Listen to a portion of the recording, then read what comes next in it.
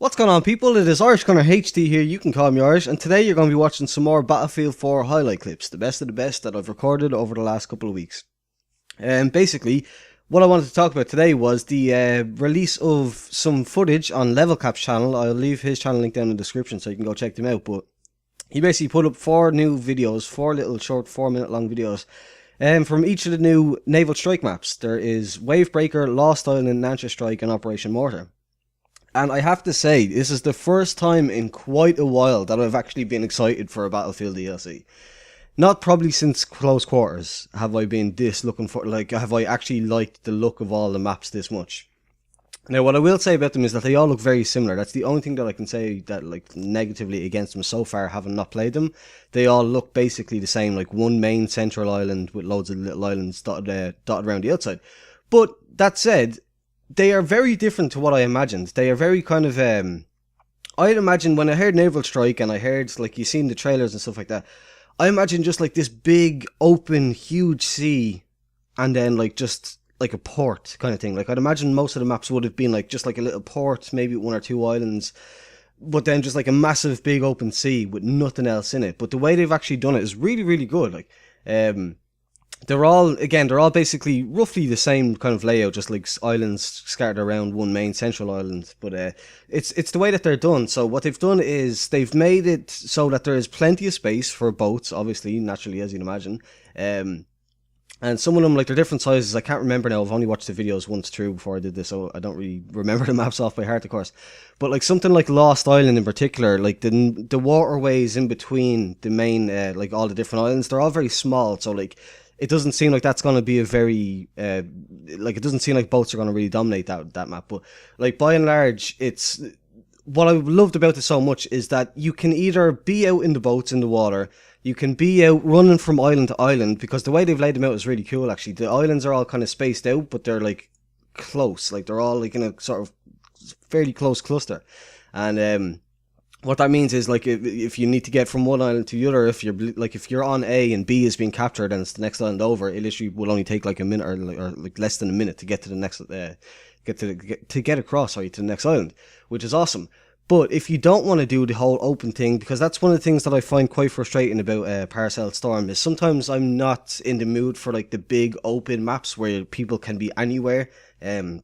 You can get shot from a rooftop 10 miles away. That's something that quite often I'm not really in the humor for. So what I really liked about most of these maps is that they have an indoor or an underground kind of area that you can go in. I think it's, which one is it? Wavebreaker, I think, is the one with the submarine. You can go in there and there's 4 different entrances for vehicles. And you can get into the main submarine hangar thing, and it's huge. It's a big, well, it's not open. It's closed in under the rock, but it's big, huge open space, if you know what I mean. Where you can get into lots of infantry gunfights and stuff like that. And I think that's probably what I'm looking forward to most. That inside area looked amazing. It looked really, really good. But again, there's something for everyone. It's really, as I said, it's not anything like what I expected from hearing about it and from hearing what they'd had, what DICE had teased about it before we actually found it out. Something like Lost Island, which it only just dawned on me, to crash the airplane. Lost Island, how's that? I think it's that, or is it, there's one of them, I can't, again, sorry, I only watched the videos once through, so I don't really know them that well. It's one of them basically, but it's a resort, so even though it is the kind of, the big open kind of island layout, one of them, again, I can't remember, but they've got a resort kind of thing, and it's loads of little I say little buildings, some of them are quite big, kind of, what would you even call them, resort, hotel kind of things. By the looks of it, and anyway, I couldn't really tell the scale, but that's what it looks like. And you can tell that they're I hope that they're going to be kind of open, big buildings and stuff like that you can get in and run around in. But yeah, it's shaping up to be really good. Then when you have when you put into account that there's things like the what do you call it, the hoverboat thing, whatever they're called, which means that you can basically make the transition from water to land back to water very, very quickly. It means that it should play a lot faster, because that's also another thing that I find about Parcel Storm. Unless you're in one of the attack boats, which are very, very, or they're kind of slow-ish. but they're obviously well armed and stuff like that. Like unless you're in one of them, or unless you're in one of the like jet skis or rib boats or whatever like that, which are very fast, but they're very like they can be taken down from one shot from like I think it's a javelin or something like that. They're very one or the other basically. You can either take like it can just basically take a long time to get around Parcel Storm, like unless you're lucky and you manage to like jump right into like a jet ski anywhere you can find one basically.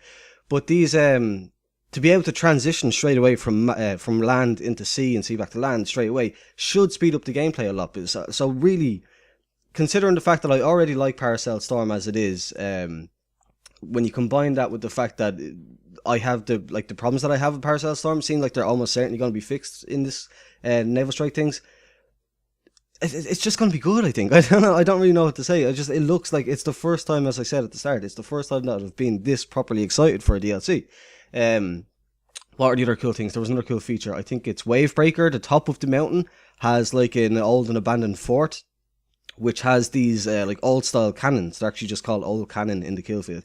And they have a fairly hefty old reload to them now, but like they have these, like they have, and they've a very long reload and a very big drop, but they are one hit kills if you hit somebody with them, and they are, what was it from that I seen from the video? They're one hit kills to infantry, and they are they disable or they like mobility hit any kind of air vehicles. I seen them hit a couple of transport choppers or scout helicopters, and they didn't destroy them now. They didn't blow them up in one go for whatever reason DICE decided to do that. But they do like basically mess them up big time. So I think that is about it. I'm trying to think if there's anything else that I'm missing. It just looks really good. Again, the only thing that I've seen that I don't like about it so far is they are essentially all basically the same, like kind of, they've all got the same look to them. They all look like there's no real, I don't even know how you'd put it, but like there's no real differences. They're all very vibrant. They're all very nice looking. They look like if there wasn't a war being fought on them, you wouldn't mind spending some time there.